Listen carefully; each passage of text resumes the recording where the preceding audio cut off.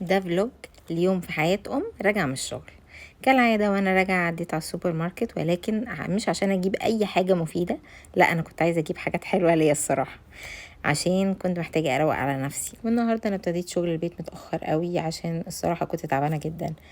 والدنيا ما كانتش بايظة قوي، وثانكس جاد كان عندي اكل من امبارح، فما استعجلتش نفسي ابدا. وعموما انا مادام في اكل في البيت بعمل اللي بقدر عليه ومش بجلد نفسي عشان كل حاجة تكون A1.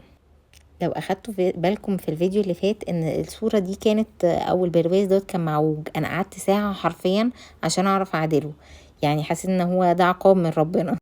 خلصت الاوضه ديت الحمد لله، وهي ما كانتش متبهدله قوي. احنا عموما ما بنقعدش كتير في الاوض الصغيره، فما بنبهدلش الا الاوضه التانية. طبعا الاوضه التانية ديت منظرها ما يسرش ابدا، ولكن برضو احنا ديت ما بندخلهاش الا نادرا. فالدنيا بنتعامل غالبا مع السراير بتاعتها او مع الاوضه ان هي الدولاب، واعتقد ده الوضع ومش معنى ان احنا بنتعامل معاها لان هي مخزن مش هننضفها، طبعا هننضفها.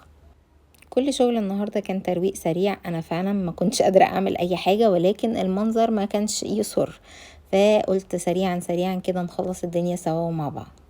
بعد كده دخلت على المطبخ. البوتاجاز ما كانش احسن حاجه، كان محتاج ان هو يتنضف، فقلت هدخل الحوامل دلوقتي غسالة الاطباق.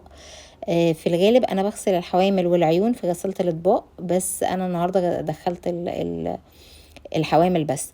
وحطيت قرص، انا الغساله بتاعتي صغيره قوي فبحط لها نص قرص بس، حسيت ان هي مليانه دهون الحوامل، فقلت ايه تنضف تنظيفه عميقه يعني. وبعد كده رجعت للبوتاجاز، رشيت البوتاجاز بباور. احسن حاجه للبوتاجاز اسوأ حاجه للمناخير صراحة، يعني هو قوي جدا على الدهون وبينضفها، ولكن بيدمر جهازي التنفسي حرفيا. علشان كنت حاسة ان الدنيا مليانة دهون قوي، فرشيت بضمير شوية على البوتاجاز. وصراحة هو بيعمل مفعول زي ما قلت لكم حلو. خرجت بعد كده على الريسبشن، كان طبعا في غسيل، طبقنا الغسيل ورصيناه، وبعد كده طبعا كان الباور عمل مفعول، فدخلت غسلت العيون على ايدي وغسلت البوتاجاز وبقى زي الفل. وفي الاخر حبيت ان انا اروق على نفسي زي ما قلت لكم، فاكلت حاجه حلوه اللي انا جبتها الصبح. وبس كده، ما تنسوش لو عجبكم الفيديو لايك وشير وسبسكرايب، واشوفكم في فيديو فلوج جديد، وباي باي.